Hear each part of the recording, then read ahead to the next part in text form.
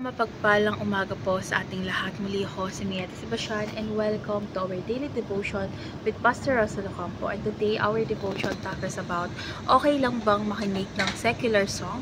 And our concept is all about common grace. So, yung common grace ay kabutihang loob ng Diyos na ipinagkaloob sa lahat ng tao. So, hindi lang sa mga mananampalataya. So, yung iba ito sa special grace na nagbibigay ng kaligtasan, ngunit ito ay tumutulong upang mapigilan ang kasamaan.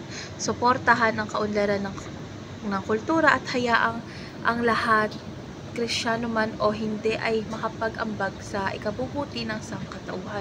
So our Bible reading is all about 1 Corinthians chapter 5 verse 9 and 10. Sinulat ko sa inyo ang aking sulat na huwag makisama sa mga mapakiapid. Hindi ko tinutukoy ang mga mapakiapid sa sanlibutan ito o ang mga sakip, ang mga manglulupig o ang mga sumasamba sa Diyos-Diyosan, sapagkat kung gayon, kailangan ninyong lumabas sa sanlibutan. So, tungkol nga ba itong verse na ito? So, ang verse na ito ay patungkol sa hindi maiiwasan ng mga Kristiyano ang pakikisalamuha sa mundo, kasama na ang mga hindi mananampalataya. So, ang Diyos ay kumikilos kahit sa pamamagitan ng mga hindi ligtas upang dalhin ang kabutihan sa sangkatauhan. So, yung pagiging Kristiyano ay hindi nangangahulugang iwasan ang lahat ng bagay sa mundo, kundi magkaroon ng tamang discernment. So, ngayon dadako na tayo sa ating teaching. So, yung first teaching is common grace is for all people, while special grace is for Christians. So, ang Diyos ay nagbibigay ng biyaya sa lahat, maging sa mga hindi sumasampalataya. So, yung mga talentong ibinibigay niya sa mga musikero, artista at manlilikha, kahit hindi sila Kristiyano, ay isang bahagi ng common grace.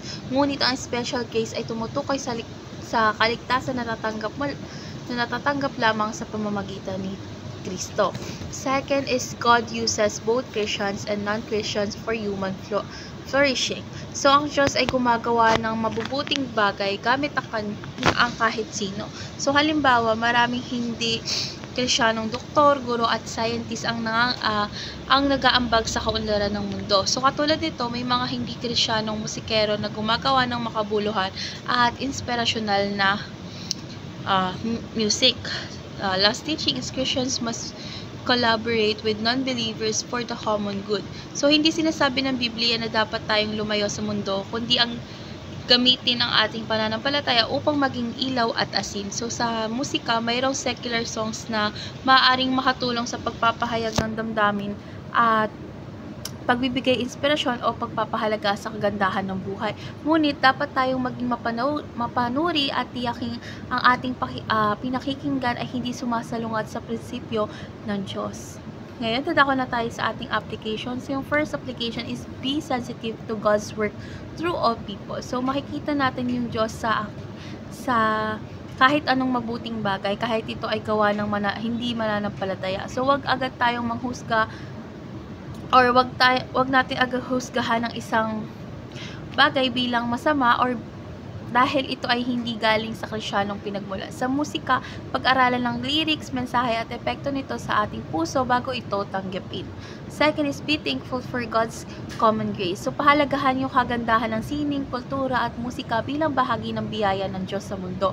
So, wag tayong maging sarado ang isip, piliin ang mga bagay na nagpapayaman sa iyo o sa ating pananampalataya at pagpapahalaga sa buhay.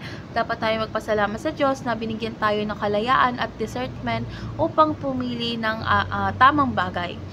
Last is be open to work with anyone for the common good. So, sa halip na paghiwalay ng sarili mula sa mundo, gamitin natin yung ating impluensya upang dalhin ang liwanag ng Ebanghelyo. So, dapat tayo maging bukas sa pag-appreciate ng secular na musika na may positibong mensahe, ngunit iwasan ng mga nagpapalakas ng kasalanan. So, dapat natin piliin yung musika na nagpapalapit sa atin sa Diyos at hindi sa kasalanan. So, ngayon dadako na tayo sa ating last part, which is our discussion. And our discussion talks about bakit mahalaga na makipagtulungan ng mga Kristiyano sa hindi mananampalataya para sa kabutihan ng lahat. Para sa akin, dahil ang Diyos ay kumikilos hindi lang sa loob ng simbahan, kundi sa buong mundo. So, yung mga Kristiyano ay tinawag upang maging asin at ilaw sa sanlibutan, hindi upang ihiwalay ang kanilang sarili. So, sa pamamagitan kasi ng pakikipagtulungan sa iba, is mas malawak mas malawak nating maipapakita ang pag-ibig at katurungan ng Diyos. So, let's pray po. Lord God, maraming salamat po sa iyong biyaya na ipinagkaloob sa lahat ng tao. Lord God, bigyan mo po kami ng karunungan at tamang pag-unawa upang piliin ang mga bagay na magpapalagaw sa aking pananampalataya. Naway gamitin mo po ako upang maging ilaw sa mundo at tulungan ako maging maingat sa aking mga pinakikinggan at sinusuportahan. Sa ngalan ni Jesus, Amen.